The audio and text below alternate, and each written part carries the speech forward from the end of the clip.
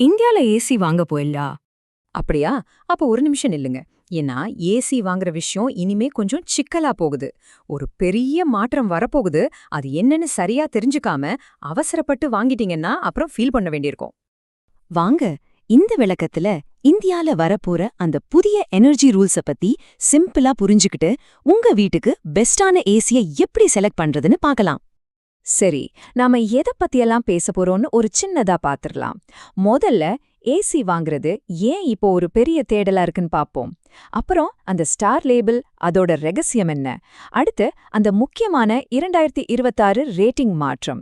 அப்புறம் என்னென்ன AC options இருக்கு, அதோட ஒப்பீடு, போர்ட்டபிள் ஏசி நல்லதா கெட்டதா, கடைசியா நீங்க கடைக்கு போறதுக்கு முன்னாடி ஒரு ஸ்மார்ட்டான செக்லிஸ்ட். ரெடியா? வாங்க ஆரம்பிக்கலாம். அப்பாடா, வெயில் என்னமா கொளுத்துது. ஒவ்வொரு வருஷமும் வெயில் அதிகமாகிட்டே போகுது இல்லையா? இதனால ஏசி வாங்குறதுங்கிறது இப்போ ஒரு லக்ஸரி இல்ல, அது ஒரு அத்தியாவசிய தேவையா மாறிடுச்சு. சொல்லப்போனா இது ஒரு நல்ல இன்வெஸ்ட்மெண்ட் கூட. பெரிய பெரிய கடைகள் கூட இதத்தான் சொல்றாங்க. வெயில் ஏறுது, ஏசி பயன்பாடும் ஏறுது. சரி, ஏசி பயன்பாடு ஏறினா அடுத்து என்ன ஏறும்? ஆமா, கரண்ட் பில் தான். அதனால கரெக்டான ஏசிய நாம செலக்ட் பண்ணலனா அது நேரடியா நம்ம பாக்கெட்டை தான் பாதிக்கும். ஜாக்கிரதை. சரி, ஒரு நல்ல ஏசிய எப்படி வாங்குறது? அதுக்கு முதல் ஸ்டெப் இல்ல மிக முக்கியமான க்ளூவே இந்த ஸ்டார் லேபிள் தான். இத மட்டும் நீங்க கரெக்டா புரிஞ்சுக்கிட்டீங்கன்னா பாதி வேலை முடிஞ்ச மாதிரி தான். முதல்ல BEEன்னா என்னன்னு தெரிஞ்சுக்கலாம். Bureau of energy efficiency. இது நம்ம இந்திய அரசாங்கத்தோட ஒரு அமைப்பு. இவங்க வேலை என்னன்னா, எந்த எலக்ட்ரானிக் பொருள் எவ்வளவு கரண்ட்டை மிச்சப்படுத்தும்னு கண்டுபிடிச்சு அதுக்கேத்த மாதிரி ஸ்டார் ரேட்டிங் கொடுக்கறது. சிம்பிளா சொல்லணும்னா, நம்ம வீட்டு கரண்ட் பில்லோட தலையெழுத்தே தீர்மானிக்கிறவங்க இவங்க தான். அடுத்து ISER. ஐயோ, ஏதோ டெக்னிக்கல் வார்த்தையா இருக்கேன்னு பயப்படாதீங்க. ரொம்ப ரொம்ப சிம்பிள். உங்க பைக் இல்லனா கார் எவ்ளோ மைலேஜ் கொடுக்குதுன்னு சொல்றோம்ல, அதே மாதிரி தான் இதுவும். ஒரு ஏசி ஒரு முழு சீசனையும் எவ்ளோ எஃபிஷியண்டா வேலை செய்யுதுன்னு காட்டுற ஒரு ஸ்கோர் தான் இந்த ISER. சோ நீங்க ஞாபகம் வச்சுக்க வேண்டிய ஒரே ஒரு விஷயம் இதுதான். ஸ்டார் ரேட்டிங் எவ்ளோ அதிகமா இருக்கோ ISER மதிப்பும் அவ்ளோ அதிகமா இருக்கும். இதுக்கு என்ன அர்த்தம்? உங்க கரண்ட் பில் அவ்ளோ கம்மியா வரும். Simple formula. More stars, more savings.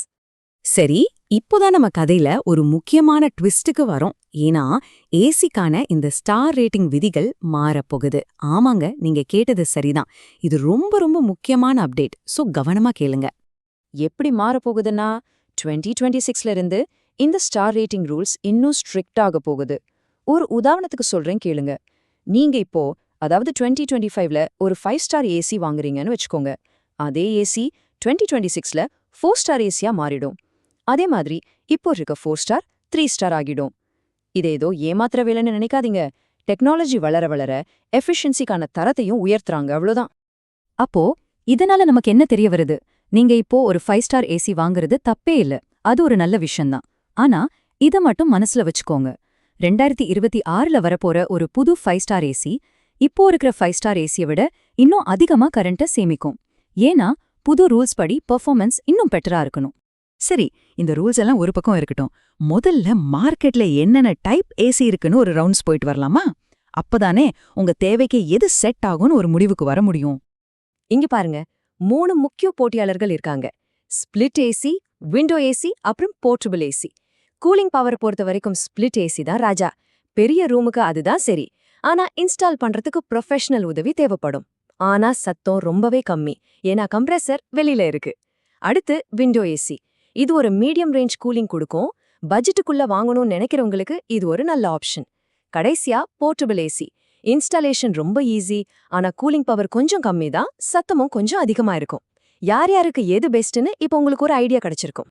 இப்ப நிறைய பேரு இந்த போர்ட்டபிள் ஏசி பத்தி கேட்க ஆரம்பிச்சிருக்காங்க. அது உண்மையிலே ஒரு நல்ல ஆப்ஷன் தானா? வாங்க அத பத்தி கொஞ்சம் டீட்டெயிலா அலசி ஆராய்ஞ்சிடலாம். போர்ட்டபிள் ஏசியோட நன்மைகள்னு பாத்தீங்கன்னா, இன்ஸ்டலேஷன் ரொம்பவே ஈஸி. சுவத்துல ஓட்ட போட வேண்டாம். இன்னைக்கு இந்த ரூம்ல நாளைக்கு அந்த ரூம்லன்னு மாத்திக்கலாம். வாடகை வீட்ல இருக்கிறவங்களுக்கு இது ஒரு வரம் மாதிரி. ஆனா தீமைகள்னு சிலதும் இருக்கு. இதோட கூலிங் கெப்பாசிட்டி கொஞ்சம் கம்மி தான். கம்ப்ரெசர் உள்ளேயே இருக்கிறதால சத்தம் அதிகமா இருக்கும். அப்புறம் அதுல சேன தண்ணிய அப்பப்போ நாம தான் வெளியேற்றணும். ரொம்ப நேரம் ஓடினா கரண்ட் பில்லும் கொஞ்சம் அதிகமாக வாய்ப்பு இருக்கு. அப்போ யாருக்குத்தான் இது பெஸ்ட்? ஒரு சின்ன ஆஃபீஸ் ரூமை கூல் பண்ண, இல்லனா ஒரு தற்காலிக செட்டப்க்கு முக்கியமா வாடகை வீட்ல சுவரெல்லாம் உடைக்க முடியாதுன்னு நினைக்கிறவங்களுக்கு போர்ட்டபிள் ஏசி ஒரு சூப்பர் சாய்ஸ். சரி, இவ்ளோ நேரம் நாம பார்த்த எல்லா முக்கியமான பாயிண்ட்ஸையும் கடைசியா ஒரே இடத்துல ஒரு ஸ்மார்ட்டான செக்லிஸ்டா பாத்துரலாம். நீங்க கடைக்கு கிளம்புறதுக்கு முன்னாடி இத ஒரு தடவை மனசுல ஏத்திக்கோங்க. முதல்ல கடைக்கு போனதும் கண்ல பட வேண்டியது பி ஸ்டார் லேபிள். எவ்ளோ ஸ்டார் அதிகமோ அவ்ளோ நல்லது. ரெண்டாவது, அந்த 2026 ரேட்டிங் மாற்றத்தை மனசுல வச்சுக்கோங்க. மூணாவது, உங்க வீட்டுக்கு எது செட் ஆகும்னு யோசிங்க. ஸ்பிளிட்டா, விண்டோவா இல்ல போர்ட்டபிளா? நாலாவது, உங்க ரூம் சைஸ்க்கு கரெக்டான டன்னேஜ் ஏசியை வாங்குங்க. சின்ன ரூம்க்கு பெரிய ஏசி போட்டா கரண்ட் பில் எகிரிடும். கடைசியா ரொம்ப முக்கியமா 100% காப்பர் கண்டென்சர் இருக்கான்னு கேட்டு வாங்குங்க. அதுதான் லைஃப் நல்லா வரும், அடிக்கடி ரிப்பேர் செலவு வைக்காது.